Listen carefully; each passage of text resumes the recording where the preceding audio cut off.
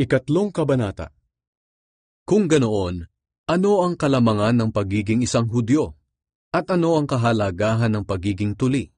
Totoong nakakahigit ang mga Hudyo sa maraming bagay. Una sa lahat, ipinagkatiwala sa kanila ang salita ng Diyos. Kung hindi naging tapat ang ilan sa pagsunod sa Diyos, nangangahulugan bang hindi na rin magiging tapat ang Diyos sa pagtupad sa kanyang mga pangako? Aba hindi, sapagkat tapat ang Diyos sa kanyang mga salita, maging sinungaling man ang lahat ng tao. Gaya nga ng sinasabi sa kasulatan, mapapatunayang tapat ka sa iyong salita, at laging tama sa iyong paghatol.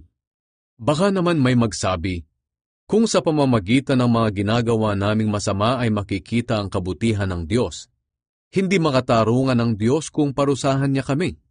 Ganiyan ang pangangatwiran ng tao. Aba, hindi maaari iyan, sapagkat kung ganyan, paano niya hahatulan ang mga tao sa mundo? Baka naman mayroon ding magsabi, kung sa aking pagsisinungaling ay lumalabas na hindi sinungaling ang Diyos, at dahil dito papupurihan pa siya, bakit niya ako parurusahan bilang isang makasalanan? Kung ganito ang iyong pangangatwiran, para mo na ring sinasabi na gumawa tayo ng masama para lumabas ang mabuti. At ayon sa mga taong naninira sa amin, ganyan daw ang aming itinuturo. Ang mga taong iyan ay nararapat lamang na parusahan ng Diyos. Ang lahat ng tao ay makasalanan.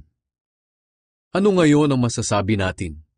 Na tayo bang mga Hudyo ay talagang nakakalamang sa mga hindi Hudyo?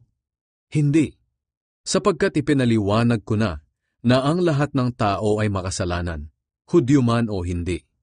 Gaya nga ng sinasabi sa kasulatan, walang matuwid sa paningin ng Diyos. Wala kahit isa. Walang nakakaunawa tungkol sa Diyos. Walang nagsisikap na makilala siya. Ang lahat ay tumalikod sa Diyos at naging walang kabuluhan. Walang gumagawa ng mabuti. Wala kahit isa. Ang kanilang pananalita'y hindi masikmura tulad ng bukas na libingan. Ang kanilang sinasabi puro pandaraya. Ang mga salita nila'y parang kamandag ng ahas. Ang lumalabas sa kanilang bibig ay panay pagmumura at masasakit na salita. Sa kaunting dahilan lang pumapatay agad sila ng tao. Kapahamakan at hinagpis ang dala nila kahit saan. Hindi nila alam ang mamuhay ng mapayapa at wala silang takot sa Diyos. Ngayon, alam natin na ang lahat ng sinasabi ng kautusan ay para sa ating mga Hudyo na namumuhay sa ilalim ng kautusan, para walang maidahilan ng sinuman na hindi siya dapat parusahan. Ang lahat ng tao sa mundo ay mananagot sa Diyos, sapagkat walang sinuman ang ituturing ng Diyos na matuwid sa pamamagitan ng pagsunod sa kautusan. Sa halip ipinapakita ng kautusan sa tao na makasalanan siya. Pero ngayon, inihayag na kung paano itinuturing ng Diyos na matuwid ang tao. Ito'y hindi sa pamamagitan ng pagsunod sa kautusan. Ang kautusan na mismo at ang mga propeta ang nagpapatotoo rito.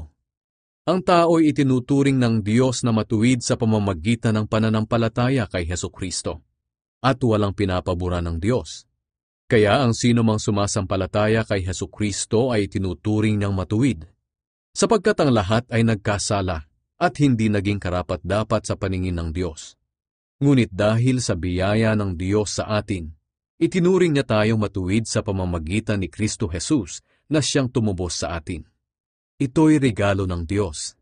Isinugo si Kristo Jesus sa mundo para ialay ang kanyang buhay, nang sa ganoon mawala ang galit ng Diyos sa atin. At sa pamamagitan ng kanyang dugo ay mapatawad ang ating mga kasalanan kung sasampalataya tayo sa Kanya. Ginawa iyon ng Diyos para ipakita na matuwid siya. Noong unay nagtimpi siya at pinalampas ang mga kasalanang ginawa ng mga tao, kahit na dapat sana'y pinarusahan na sila. Isinugo niya si Kristo para ipakita sa kasalukuyang panahon na matuwid siya. Dahil sa ginawa ng Diyos, pinatunayan niyang matuwid siya, maging sa pagturing niyang matuwid sa mga makasalanang sumasampalataya kay Jesus. Kaya wala tayong maipagmamalaki, dahil ang pagturing sa atin na matuwid ay hindi sa pamamagitan ng ating pagsunod sa kautusan, kundi sa ating pananampalataya kay Jesus.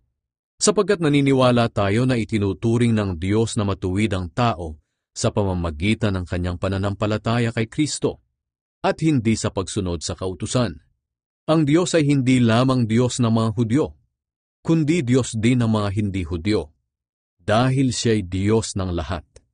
Iisa lamang ang Diyos para sa mga Hudyo at hindi Hudyo, at ituturing silang matuwid ng Diyos dahil sa kanilang pananampalataya kay Kristo. Nangangahulugan bang binabaliwala namin ang kautusan sa pamamagitan ng pananampalataya? Hindi.